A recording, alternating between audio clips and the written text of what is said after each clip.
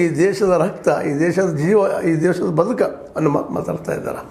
ಅದಕ್ಕಾಗಿ ಇವತ್ತು ಕೇವಲ ಬಹುಸಂಖ್ಯಾತರ ಮನ ಗೆಲ್ಲುವ ಸಲುವಾಗಿ ಪ್ರಯಾಗರಾಜ ಸತ್ತು ಹೊರಟಂಥ ಮೋದಿಯವರು ನಮಗೆ ಎಂಥ ಆಡಳಿತ ಕೊಡಬಲ್ಲರು ಅಂತ. ಇವತ್ತು ನಮ್ಮಲ್ಲೇ ಈ ಸಂವಿಧಾನ ಸೂಚಿಸಂಥ ಸಂವಿಧಾನ ನೆಲೆಗಟ್ಟಿನಲ್ಲೇ ನಮ್ಮ ಒಂದು ಪಾರ್ಲಿಮೆಂಟ್ದಲ್ಲಿ ಇವತ್ತು ಏನಪ್ಪ ಅಂತಂದ್ರೆ ಬಡತನದ ಬಗ್ಗೆ ಡಿಸ್ಕಷನ್ ಇಲ್ಲ, ಎಲ್ಲರೂ ಉದ್ಯೋಗ ಕೊಡೋ ಬಗ್ಗೆ ಡಿಸ್ಕಷನ್ ಇಲ್ಲ, ಅದ್ರ ಜೊತೆಗೆ ಸ್ವಚ್ಛ ನೀರು ಇದ್ರ ಬಗ್ಗೆ ಕೊಡಬೇಕು ಅನ್ನೋ ವಿಚಾರಗಳಲ್ಲಿಲ್ಲ, ಎಲ್ಲರಿಗೂ ವಿದ್ಯೆ ಕೊಡಬೇಕು, ಶಿಕ್ಷಣ ಕೊಡುವಂಥ ವಿಚಾರಗಳಿಲ್ಲ.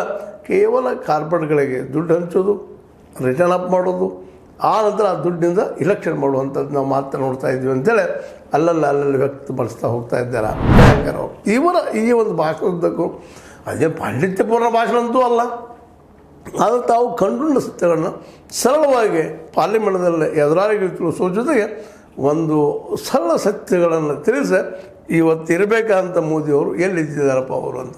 ಅದಕ್ಕೆ ಅವ್ರಿಗೆ ಸಂವಿಧಾನ ಮುಖ್ಯ ಅಲ್ಲ, ಮನುಸ್ಮೃತಿ ಮುಖ್ಯದ.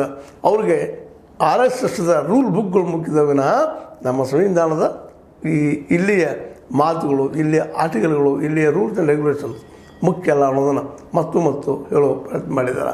ಹೀಗಾಗಿ ಪ್ರಿಯಾಂಕರ ಭಾಷಣ ನಿನ್ನೆ ಅದ್ಭುತವಾಗಿ ಮೂಡಿ ಬಂದಿತ್ತು ಅನ್ನೋದ್ರಲ್ಲಿ ಎರಡು ಮಾತಿಲ್ಲ.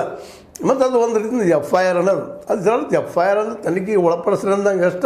ಅದು ತನಿಖೆ ಮಾಡೋರು ಯಾರು ಅನ್ನೋದು ಜನ ಏನು ತಿಳ್ಕೊಳ್ಳಿ ಅನ್ನೋಂಥ ಮಾತಾಡ್ತಾ ಇದ್ದಾರೆ. ಇಲ್ಲಿಯ ಎಲ್ಲ ಸಂಸ್ಥೆಗಳು, ಯಾವುದೇ ಸಂಸ್ಥೆಯಲ್ಲಿ ದೇಶದಲ್ಲೇ ಎಲ್ಲ ಸಂಸ್ಥೆಗಳು ಇವತ್ತೇನಪ್ಪ ಅಂದ್ರೆ ಕೇವಲ ಆಳುವವರ ಕೈಯಲ್ಲಿ ಅಥವಾ ಈ ಒಂದು ಇದು ಶಾಸನದ ಕೈಯಲ್ಲಿ ಅಥವಾ ಈ ಶಾಸನ ಬರೆಯೋರ ಕೈಯಲ್ಲಿ ಮಾತ್ರ ಇದೆ ಅನ್ನೋಂಗೆ ಈಗಾಗಲೇ ನಮ್ಮ ನ್ಯಾಯಾಂಗ ಆಗಿರ್ಬೋದು, ಕಾರ್ಯಾಂಗ ಆಗಿರ್ಬೋದು, ಜೊತೆ ಪತ್ರಿಕಾರಂಗ ಆಗಿರ್ಬೋದು ಎಲ್ಲನೂ ಒಪ್ಕೊಂಡಂಥ ಮಾತುಗಳಾಗಿ ಹೋಗ್ಬಿಟ್ಟಿದ್ದಾರೆ ಇವತ್ತು.